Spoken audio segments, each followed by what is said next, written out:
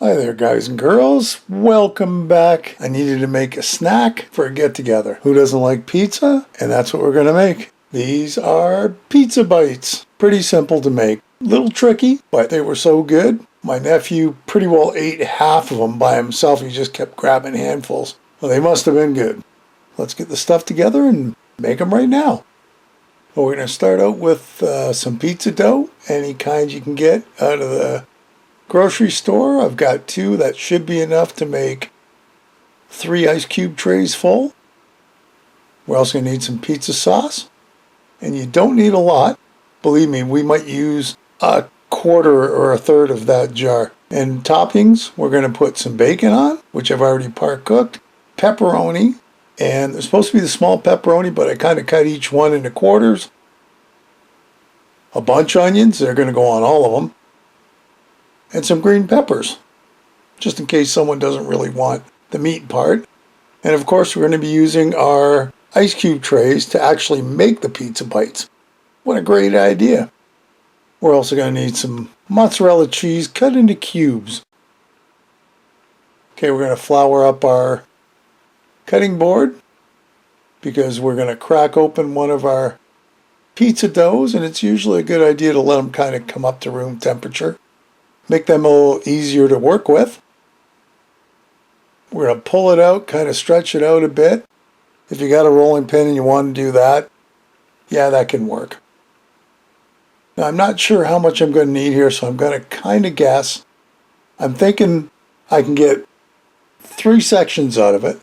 So basically, you're going to want a third of the pizza dough once I stretched it out a little bit.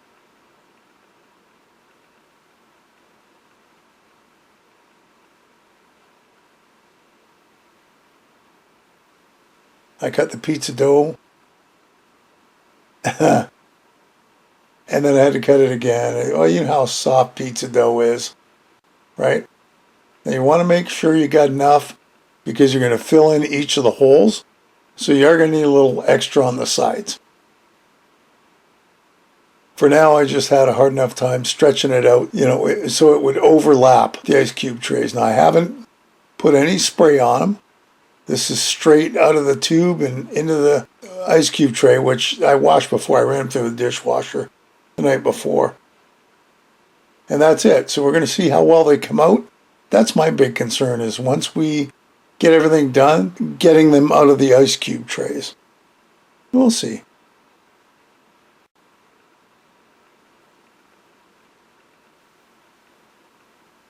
So I got the second third, I just kind of tested it out with the ice cube tray. I think we're good.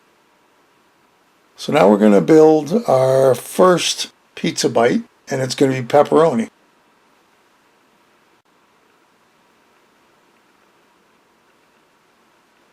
So I'm kind of lining things up with the pizza holes. I think we're going to put 2, maybe 3 pieces of pepperoni in there too, I think. Just like that. Now, the trick is you've got to stuff the ice cube tray holes. Here's some onion we're going to put in just to give it a little extra flavor. And I mean, if you want to put a little garlic in each one, or, hey, listen, it's just like making a pizza. You do whatever you like. Pizza sauce is next. I've got a teaspoon of pizza sauce. It looks to me like about a third of a teaspoon is more than enough because you don't need a ton. And then for the cheese, we've got mozzarella chopped up into squares. These are actually a little big for the bites, I found, because they just splooshed all over the place when we cooked them. But they still fit in each of the ice cube tray holes. And there you go. There's our first one. The edges have overlapped. Now we're going to take our middle piece of dough and just place it on top. You see how stretchy the dough is.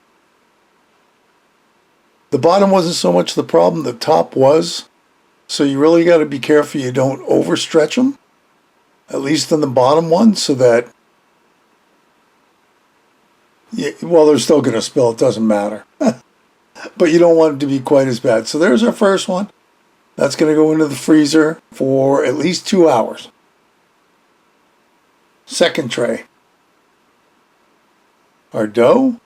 We're going to put bacon on this time with some onions, pizza sauce, cheese cubes, and of course, we don't have enough to finish everything. So we're going to have to open up our second tin and just cut a third on it. I think I'm liking the idea that the ends, because it just seems there's more dough on the ends. I don't know why. It's probably just the way I stretched it and cut it. I think the middle one's good for the top. And because it's thicker, the bottom piece, the end pieces are probably good for the bottom. Same idea, you pinch everything up. Really make sure that it's closed up and pinched so it doesn't leak out.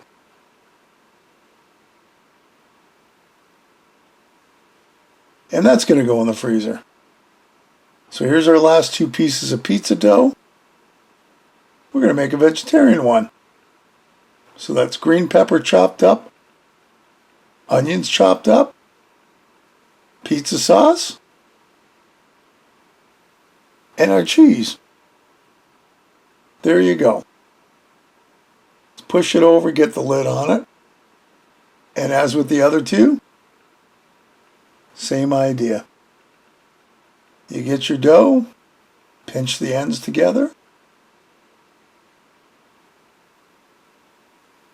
ever so carefully. And like I always said, by the time you get done to the third one, once you get going, you kind of get the hang of it. It seems to be a lot easier. So there you are.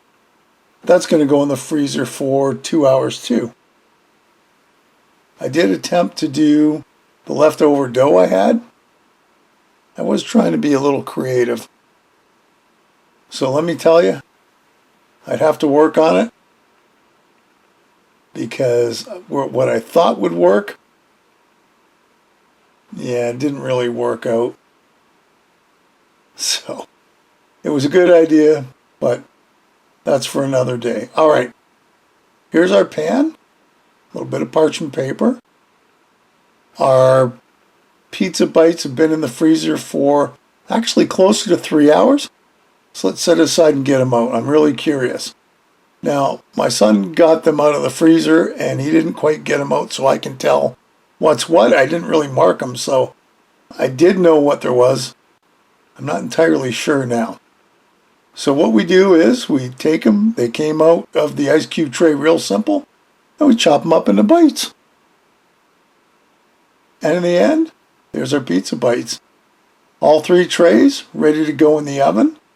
And that's going to go in a preheated oven, 400 for about 10 minutes. Maybe a couple minutes more until they're nice and brown like that. Looks good. Now we just got to slice these guys up. And as you can see, there's a lot of cheese that's kind of leaked out. Well, you know, you can use less cheese and you won't have to worry about it. You slice them all up, separate them. They're still going to look good, and they're going to look like that. May not be picture perfect, but the taste is definitely there. Hey, another great recipe. I hope you'll give it a try. Leave me a comment below, one way or the other. Listen, if you haven't subscribed, hit the subscribe button and hit the bell, because that'll tell you the next time I upload a video. Feel free to share this and any of my other videos. And thanks for stopping by and watching. We'll see you next time. Bye-bye.